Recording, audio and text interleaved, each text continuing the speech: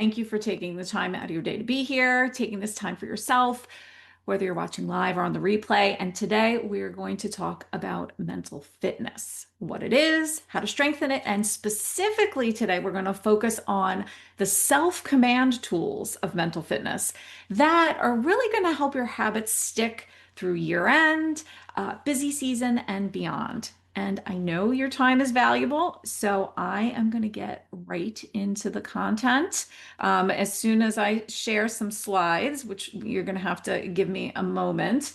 But what I want to tell you too is as you have questions, please do drop them in the comments. If I don't get to them in real time, navigating a couple of different screens here, I will definitely come back and answer them in the comments, or I'll send you a DM if you prefer. But let's get started, and hopefully you will be able to see. I'm a very visual learner, and it keeps my attention, so I hope you find these helpful. Okay, so hopefully you're seeing my screen. I had trouble with this last month when I did this. So I'm Lisa Pozlusny. I'm a well-being and mental fitness coach.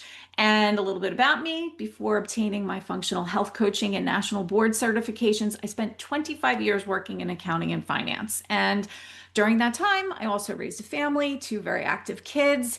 And many of those years, I lived in a cycle of stress and exhaustion. I suffered burnout that impacted me both personally and professionally. And now my mission is to help accounting and finance professionals and others in high stress positions improve their energy and well being so they can feel steady, peaceful, and fulfilled in both their work and their personal lives. And in my experience, mental fitness is the most powerful way to do that. So, let's learn about it. What is mental fitness? If you've heard about mental fitness, or even maybe you already have a mental fitness practice, type a Y in the chat. And for those of you that haven't explored mental fitness yet, let me tell you a little bit about it. Okay. So if you think about it, it helps us thrive even when life gets challenging. And as physical fitness strengthens the muscles in our bodies, think of mental fitness as strengthening the muscles in our minds. It is the ability to handle challenges with a positive mindset and less stress. We have approximately 70,000 thoughts per day, and our mental fitness helps us choose which ones to believe. It can be measured by the amount of time your mind is serving you versus sabotaging you.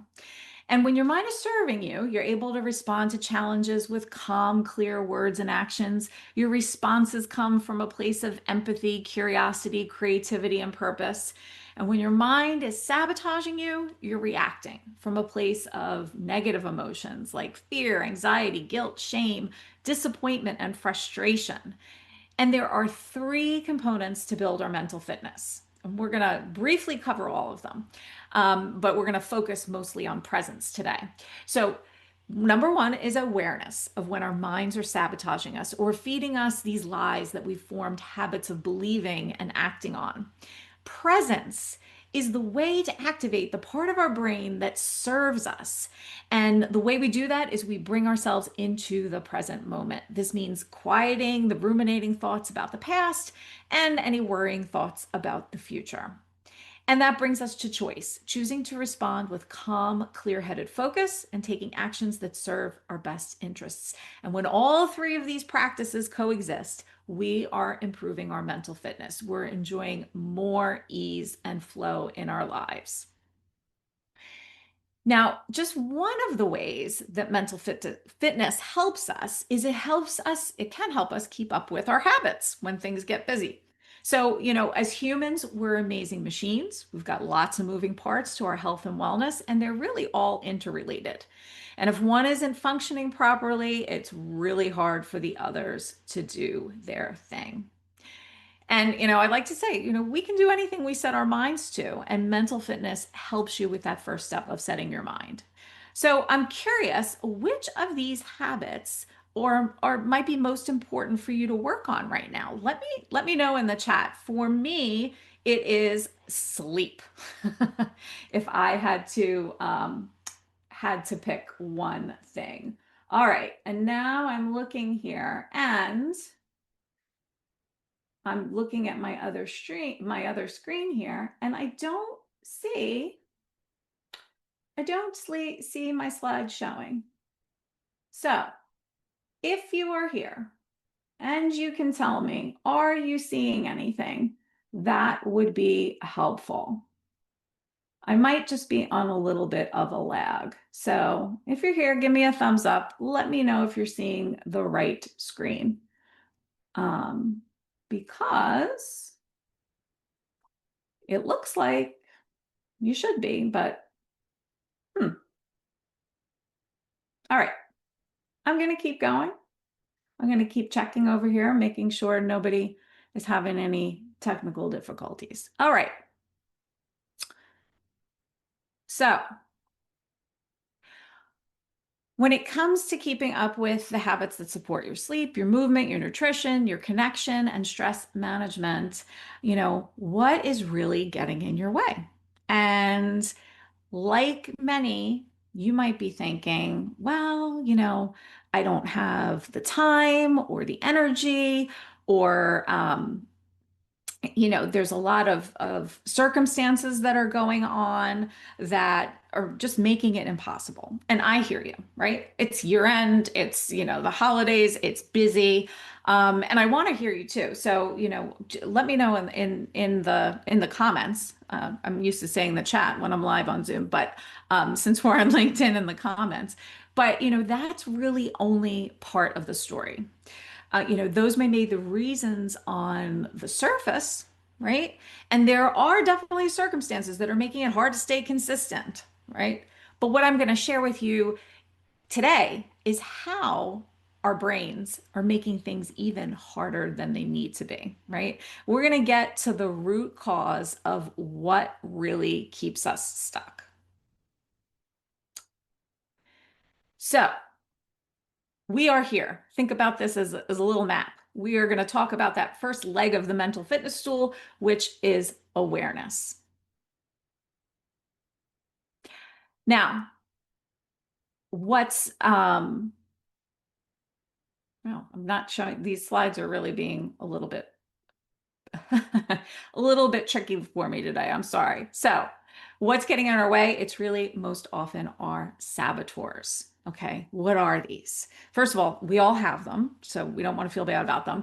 They are behind our thoughts that generate our negative emotions like shame, guilt, anxiety, stress, which can prevent us from following through with the healthy habits that we really want to maintain. Okay, there are 10 saboteurs in total, but I'm going to introduce you to the common culprits that get in the way of sticking with the habits that we know will help us function at our best. The first one is the judge. And now I see that we really are not, you are not on the right slide. So hold on one second. I'm going to go back. I'm going to pause. I did this last time, and I'm not going to let myself go through the whole thing. Here we go. Okay. All right. So hopefully you saw this one, where we are. We're going to talk about awareness of what's really getting in the way. Okay. So you have the picture. I'm going to go this way so I can see exactly what you guys are seeing. All right. So we all have these saboteurs. Again, there's 10 saboteurs in total, but I'm going to introduce you to the common culprits that get in the way of habits specifically, right? So the first one is the judge, and the judge is the master saboteur. Everyone has a judge. Everyone has a judge in some way, shape, or form. You may be familiar with the term inner critic, but the judge is also critical of other people end of circumstances. And that's where he, she can really mess with us, especially this time of year. Your judge is behind the thoughts like, you don't deserve to take time for yourself. You're too busy. You're being selfish, or that, what's going on just makes it impossible, right? You're just stuck in a bad situation. So, for instance, my judge could have, easily stopped me from showing up here today, right? Um, and is probably, talking to me right now, right? Because I'm flubbing up some of these slides. But I really want to build this habit, of going live on LinkedIn and connecting with you guys. So, I tried to quiet those thoughts, like, it doesn't mean just because I messed up last time, it doesn't mean I'm going to mess up again this time. And, if nothing else, it'll be better than it was last time. So the judge also has accomplices, and they team up to create these negative thoughts and lies to sabotage your efforts. Okay. So let's look at these guys that kind of lock arms with the judge and really try to keep us stuck. So, for instance, the avoider, right? The avoider is going to tell us start tomorrow in January after busy season when things calm down. Now's not the time. This is too hard, and it's going to try to convince you to procrastinate. Then we also have the pleaser, right? The pleaser wants you to keep yourself in last place because everything and everyone else needs to be taken care of first, right? So you don't have time to go for that walk, to cook yourself that healthy meal. The stickler convinces you that it's all or nothing. You're either going to go work out at the gym for an hour every day, 7 days a week, or not at all. When things get busy, right, time is a factor, and the stickler doesn't want you to be flexible and take maybe a 15-minute walk or stretch session when you don't have time for a full workout. The victim tells you that your circumstances make it absolutely impossible to prioritize your habits. You are uniquely disadvantaged and there's nothing you can do about it, right? Things are just too hard for you right now. And the restless. The restless encourages you to give up on anything that doesn't produce immediate gratification. So even when your schedule isn't too hectic, right? Even kind of, in easier times, it may already have you thinking, oh, I've done this for 3 days and nothing has changed, right? I don't feel better. What's next? And when things get busy, it really convinces you to let the boring basics kind of fall by the wayside. So these are kind of these thoughts that we want to be looking out for. And at a very basic level, we've got two brains. Our saboteurs live in the left half of our brain, where all the negative fear-based thoughts are generated, and we need to energize the right part of our brain, where empathy, clarity, calm, intuition, creativity, and wisdom are generated, and we call that the sage brain. This is the part of the brain that generates the best response to any situation, any demand, any challenge, any, new habit that you want to follow through on. So how do we activate that sage brain? Well, that's where we're really going to focus on most of our time, our remaining time on now. And we call this self-command. It focuses our attention on the present moment and it quiets those ruminating thoughts of the past and worrying thoughts of the future.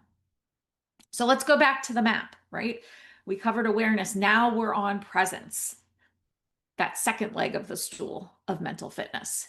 So if you have a mindfulness practice, let me know in the comments, just type a Y. Mindfulness is the non-judgmental awareness of the present moment by definition. Now, whether you have an established practice or zero experience, this practice of self-command can be life-changing. Now, I'll just tell you that, like, if you have a great mindfulness practice, this is going to just elevate it.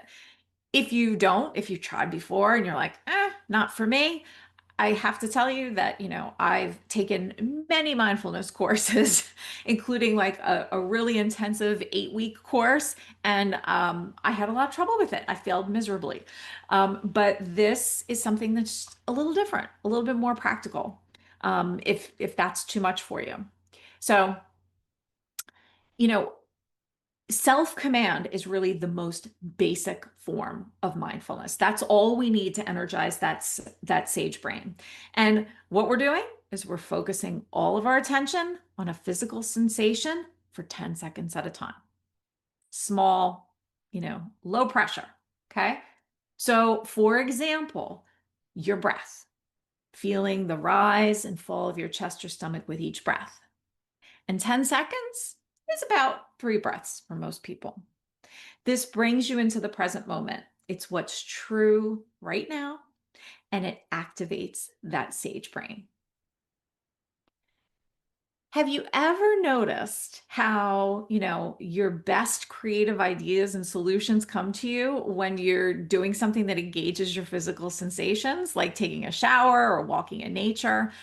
We often say that things like that clear out our mind, but what it's doing is it's actually shifting our brain activity. So, first of all, let me backtrack here for a second. It's not woo, it's neuroscience. If you look at fMRI imaging, it will show you a shift in brain activity when you go through these practices, even these just like small little versions of mindfulness practices. And like I said, you've probably experienced it before yourself. But what I would like to invite you to do is to experience it with me. Um, we're going to take, I don't know, about 2 minutes or so. So you can experience it and experience it in different ways. We'll start with the breath, but then I want to just show you how you can use other sensations in addition to breath. Okay.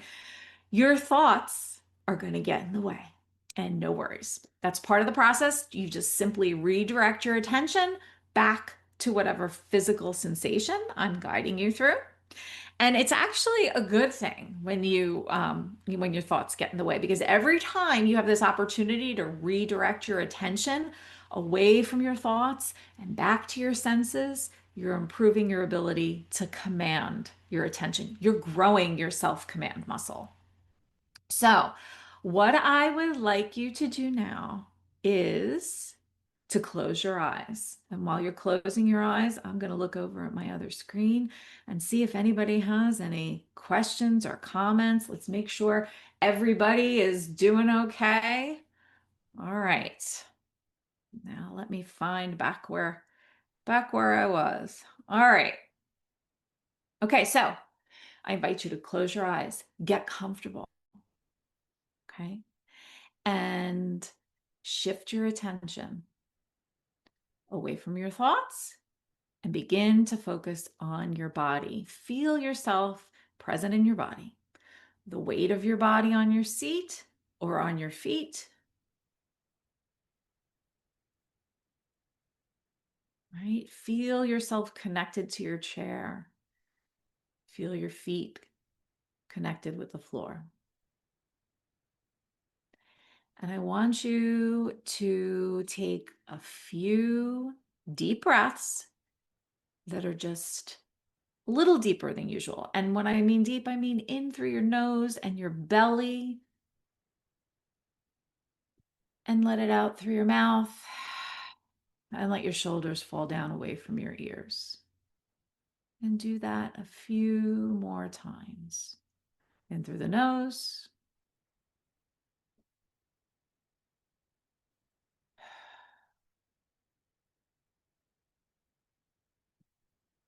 Do one more.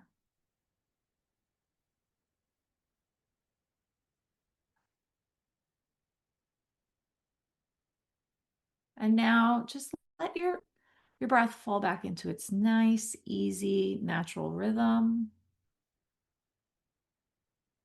And really notice that now slight rise and fall of your chest or stomach. And if any thoughts are coming to mind, that's okay. Just let them pass by And just redirect your attention back to your breath.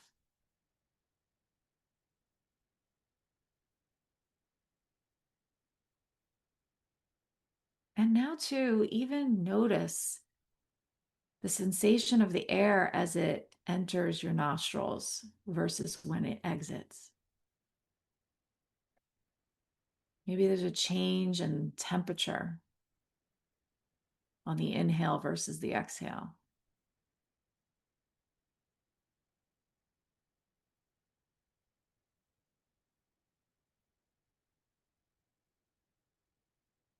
And now we're going to shift to activating our sense of touch and taking two fingers, it could be your thumb and your forefinger on one hand, and just rubbing them together ever so gently, putting all your attention on the feeling of those two fingers making contact. Imagining you can even feel your fingertip ridges, your unique fingerprints rubbing up against each other.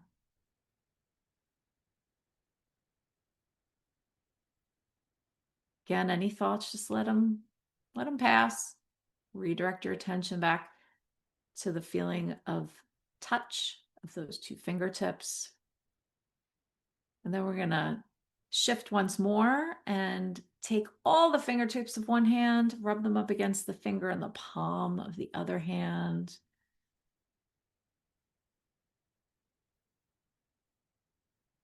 Just noticing all those sensations of touch, different textures, different indentations and bumps and grooves.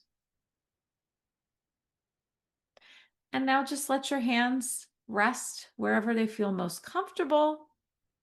Notice the feeling, the texture, the temperature of whatever surface they're making contact with. And as we reach the end of this little practice, we're going to come back to that breath once again, noticing the rising and falling of your chest or stomach with each breath.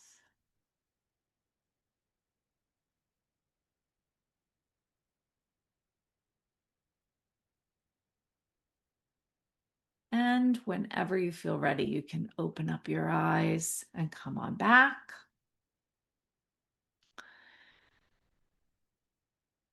And I'd love to hear in the comments, how was that for you? Is that something that you've done before? Something similar? How do you feel? How do you feel in your body? How do you feel in your mind? So, this is just an example. For you guys to try it out. But I want to talk a little bit about how we practice this in real life, right? First of all, one thing we could do is we could schedule a 2-minute power break. I like to call these power breaks of self-command, right? Re-energizes you.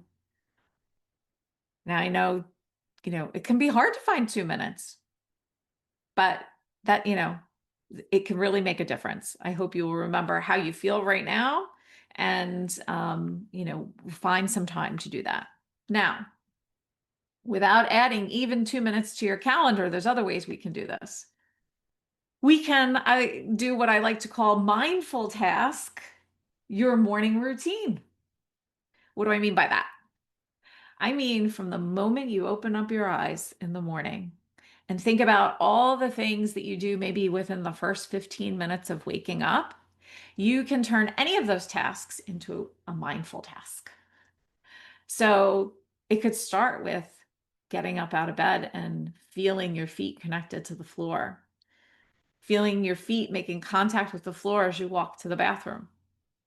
It could be when you brush your teeth, you are placing all your attention on the feeling of the bristles making contact with your gums, right? If you have an electric toothbrush, that's 2 minutes right there, right? If you could do that for 2 minutes, just focus on the feeling, maybe the buzzing of the toothbrush, maybe the taste of the toothpaste, whatever resonates with you, Okay, so those are just a couple of examples. As many of those things that you could do along with your morning routine. It could even be making the bed, feeling, the texture of the sheets and the blankets and the pillows as you do that, right?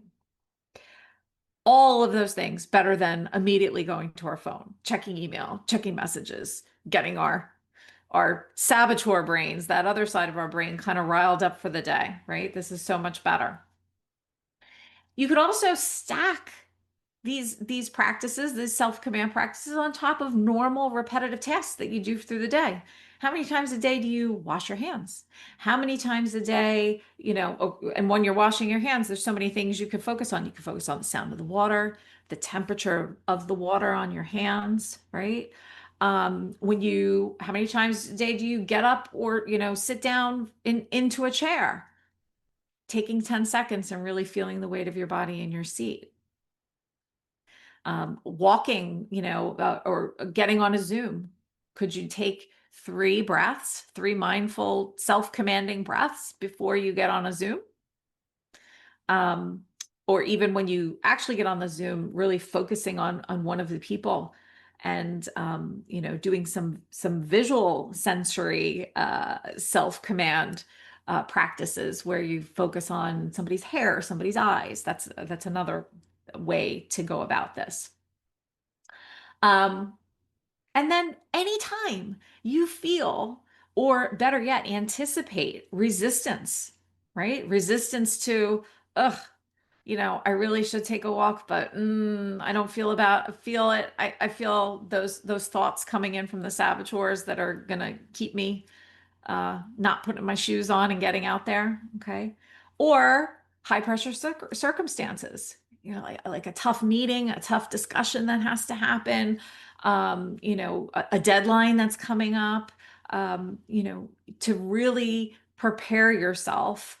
And basically what you're doing is, you're activating this sage brain when you do all of these things. Okay. And you are boosting your mental energy. So any circumstance where it would be helpful to give yourself that mental energy boost first thing in the day, set yourself up for a better day throughout the day to keep your stress levels down. When you're getting ready to do something that maybe, you're feeling a little resistance to doing it, this is when you want to really use these self-command tools.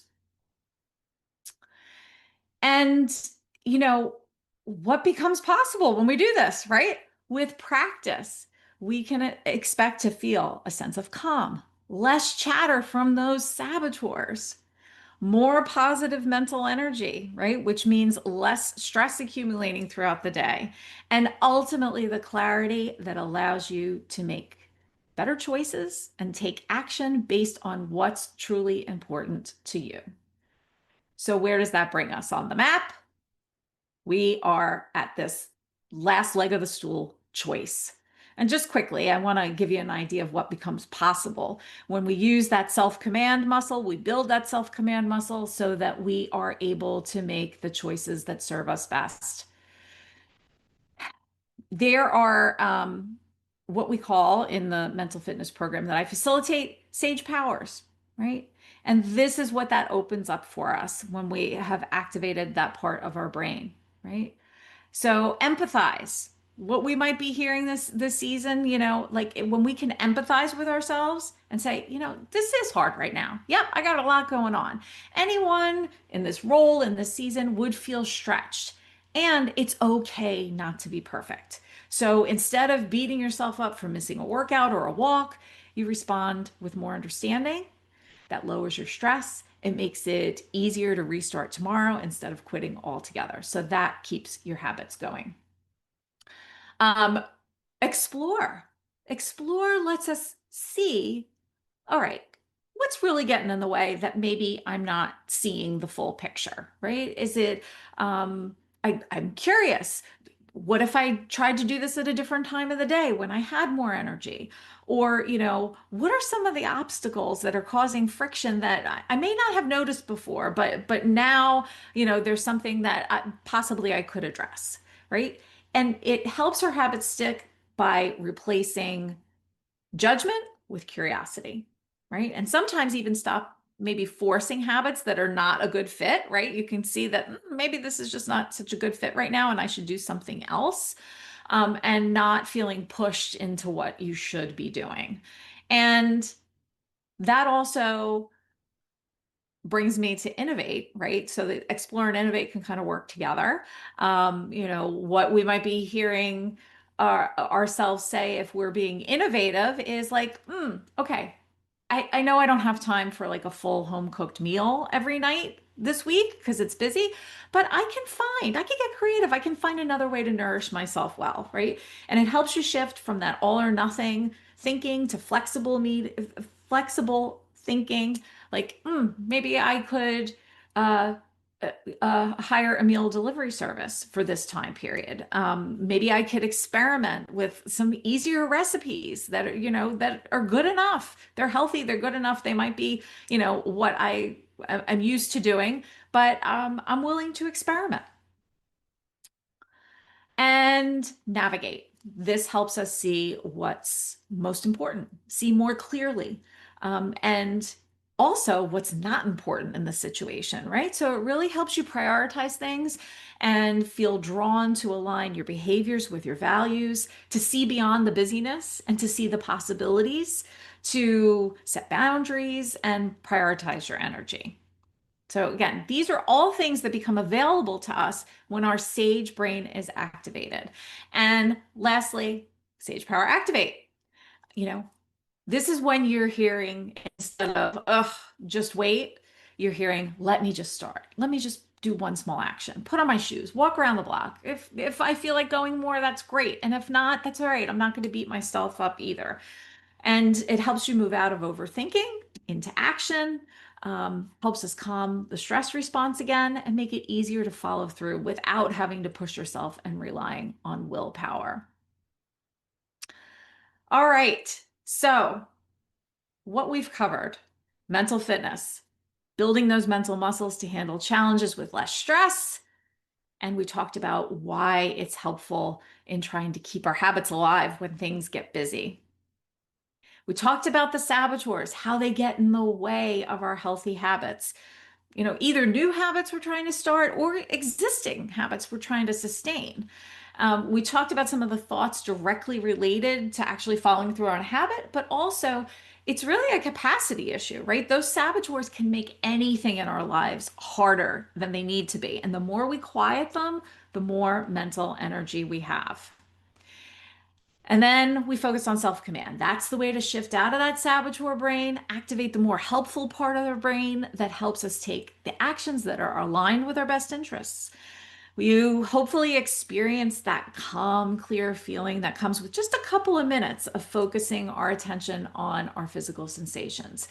The neuroscience supports it, but feeling it is believing. And, it's also helping us intercept the lies of the saboteurs when it comes to following through with our habits. And at a higher level, it reduces our stress overall, right? And that leaves us more energy to make better choices. And lastly, I introduced you to the sage powers because when you have access to that sage part of your brain, you make different choices in how you think and what you say and how you act. And when you put all three legs of the stool together, you have an amazing system and framework to conserve your mental energy, to reduce your stress, to improve your health, happiness, and performance. And I want to thank you again for taking this time for yourself today. And before you go, real quick, I have a gift for you. Um, I've cleared some space on my calendar over, especially the next couple of weeks, to open up spots for some free sessions. Comment me, and I will send you a link to claim your gift, or you can take a photo of the QR code here. You could also do it there. You could also go to, well, I'm not going to give you the URL. That's too long. Just comment me and I'll send you the link, or take a picture that use this QR code. What'll happen is You will receive your personalized saboteur assessment. So you can get, you can see which of those saboteurs we talked about in the beginning might be messing with you. And that awareness is just very eye-opening for most people. And that really helps get to the bottom of the things that stress you out most and drain your energy. And you can learn more about the most effective practical strategies for handling life's challenges with ease and flow. So, more about how mental fitness can really help you. And you'll leave with a roadmap to living with less stress, more energy to boost your performance, wellness, and relationships. So, I will guide you through your results, and most people really enjoy that session. There's no pressure. I love doing these sessions. If you want to hear more about working with me, great. If not, you are going to leave with tools that you can put into practice immediately. So if you have any questions, again, drop them in the comments. Feel free to send me a DM. Happy to continue this conversation there as well. Again, thanks for taking the time to be here live. Watch the replay. And put up with my slide issues in the beginning. Have a wonderful rest of the day and weekend. And again, please, I'd love it if you would, grab a spot on my calendar so that we can go through your energy audit and saboteur discovery session. And you could always, DM me here, or you can email me at lisa@lisapozlusny.com. Thanks a lot. Have a great weekend, everybody. Goodbye.